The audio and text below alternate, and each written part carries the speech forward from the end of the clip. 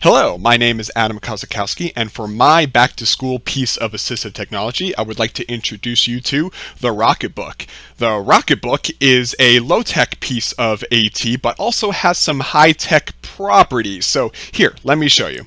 It looks like a typical notebook. The pages look pretty typical. You can get them with the lines or the dots, whatever works for you. The pen also looks typical, but the cool thing is it's actually kind of magical. Watch this. This is a test.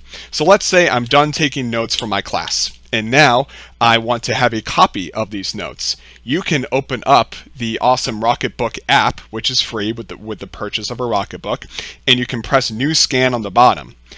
Then I will hold the phone nice and high up off camera, but it's scanning the page, and it's automatically taking that scan and then giving me a choice. I'm going to send a copy of my notes to Google Drive, click Next, and then it transcribes the text. If you have very good handwriting, this works well, but it won't work for me. Regardless, though, you can easily have a copy of all of your notes, and you could put them anywhere you want.